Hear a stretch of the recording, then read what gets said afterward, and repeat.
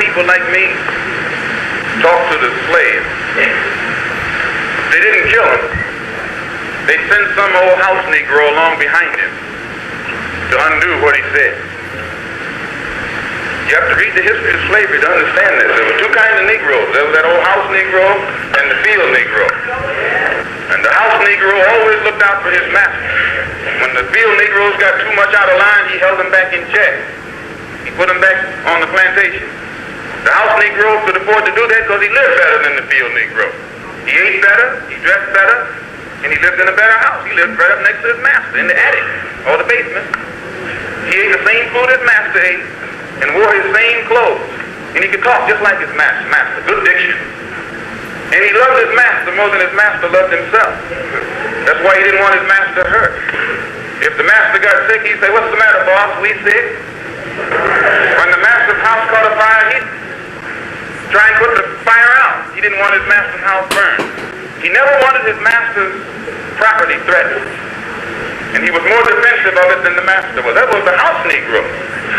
But then you had some field Negroes who lived in huts, had nothing to lose. They wore the worst kind of clothes, they ate the worst food, and they caught hell. They felt the sting of the lash. They hated their master. Oh yes, they did. If the master got sick, they prayed that the master died. If the master's house caught a fire, they prayed for a strong wind to come along. This was the difference between the two. And today you still have house Negroes and field Negroes.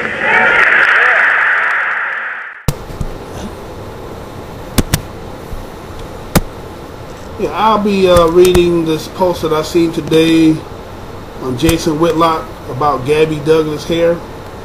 It's dated for August 3rd, 2012. He's writing from London, and it goes like this. Here we go. Hair like on top of your head. Gabby Douglas made history Thursday night, and we, black folks, repeated our history of self-hatred. For the better part of 2 evenings, while America's sweetheart led the U.S. to team gold and then held off 2 Russians for a historic individual gold in the prestigious all-around, black folks debated her hair via social media. Comedian Chris Rock, the producer of 2009 documentary Good Hair, had to be at home cackling and rolling a blunt. Our $9 billion yearly obsession with straightening, lightening, curling, coloring, and Europeanizing our hair was interfering with celebrating Gabby's total domination of the Summer Olympics top sport. Look, I'm an expert on inappropriate, poorly timed joking tweets, but this was a child ascending to new heights and one leap at a time, elevating the very people ridiculing her. One tweet read, "For real though? Nobody wanted to go to London to do Gabby's hair?" Another tweet said, "Gabby Douglas is a beast. I wish her mama would do something about her hair though." Search Gabby Douglas and hair on Twitter and you'll find all sorts of one-liners. Some of my non-black readers may not get the seriousness of this issue, but I swear to you this is an important problem for black folks. Far too many black women's self-esteem is tied up in their hair or the overpriced weave dangling from their heads. I am so passionate about this issue because it is negatively affecting us black women. 1996 Olympic gold medalist Dominique Dawes said, "Many don't work out or learn to swim because of their relaxed hair." It's something that needs to be talked about because it really is costing us our health. Seriously, many black women choose not to exercise because they fear sweating will ruin their recently chemically treated hair. A big part of First Lady Michelle Obama's push for physical activity is geared towards getting African American girls to embrace exercise. 2 black women, Alexandria Williams and Whitney Patterson, started a website, sportyafros.com, dedicated to educating black girls on how to exercise and take care of their hair. Outraged by the comments she read on Twitter and Facebook, Monisha Randolph wrote a passionate blog post defending Gabby and her hair for sportyafros.com, titled "The Gabby Douglas Hair Controversy Unwrapped." The posting went viral and landed Sporty Afros in the Washington Post among other places. The Surgeon General posted out last year, many black women will not work out because their hair is a hindrance. Alexandria Williams said to me in an email, another focus on the site is to tackle the issues of African American obesity in America. According to the Office of Minority Health, 4 out of 5 African American women are overweight or obese. It is our personal mission to change this statistic by providing the tools to empower and encourage black women to lead healthy, active lifestyles. It all begins with a healthy perspective of their hair. It's impossible to convey how obsessed with hair black women can be. It is not uncommon for a black woman to spend several $100s on hair, makeovers, and then spend the next several days sleeping upright in a bed so as not to mess up her new do. I advise black women to go natural. Stop relaxing your children's hair too. Dawn explained. At 35 years old, I finally embraced my natural locks. It was liberating and empowering for me. I wish I would have done it sooner. Dawn said she never worried about her hair when she was competing as a gymnast. There was no time. What's weird about Gabby's controversy is that her hair seemed to be styled in the same fashion as the other contestants. I'm no expert, but her hair appeared to be pulled straight back and placed in a bun in the back. Many of the complainers on social media teased her for wearing too much gel. This perfectly illustrates the problem for black women. They can't win no matter what they do with their hair. Gabby Douglas looked like the cute little girl everyone wanted, and their daughter or sister, and she was still the butt of a joke. She's gorgeous, Gabby Douglas is, tennis star Serena Williams told my colleague Greg Couch. Her hair is amazing, doing great, and she's freaking winning gold medals. Right, I'm going to make a comment based on what I just read here, based on what was done with the Jason Whitlock story on Gabby Douglas.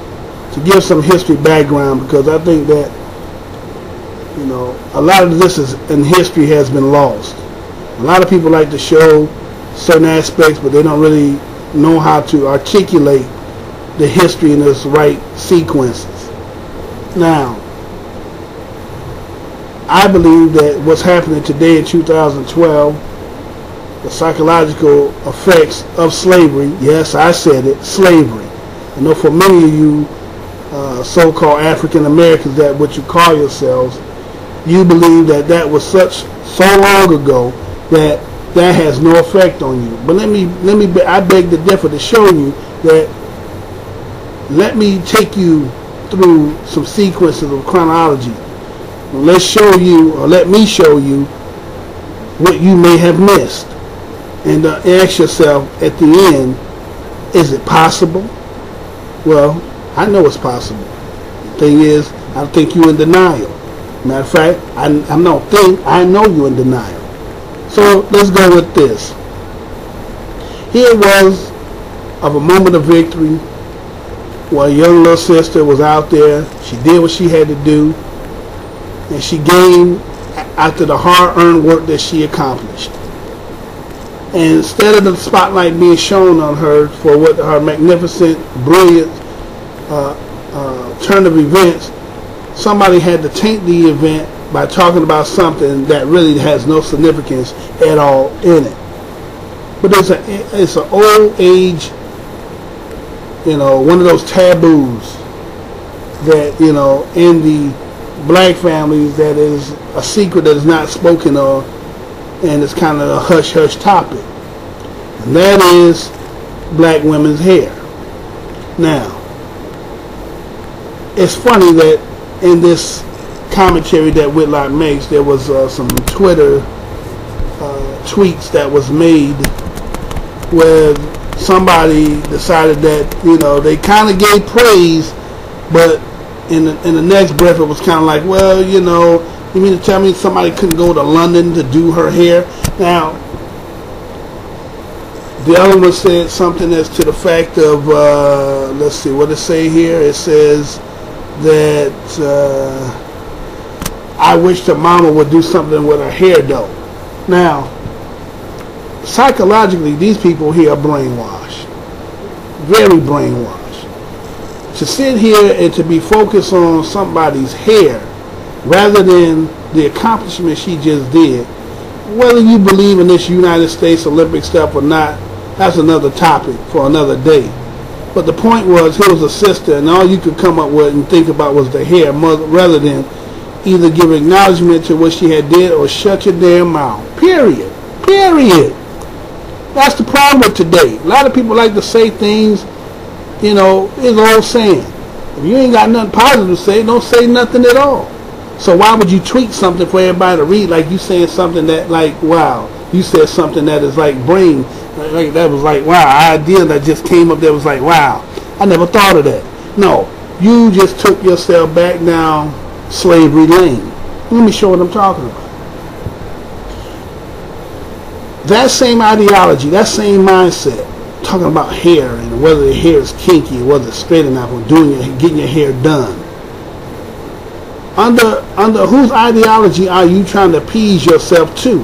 Need to be asking yourself, what is acceptable by the standard of somebody that makes it acceptable for everybody? So you got to understand when we're talking about colonialism and white supremacy. If you don't understand that, then you don't understand nothing that's going on.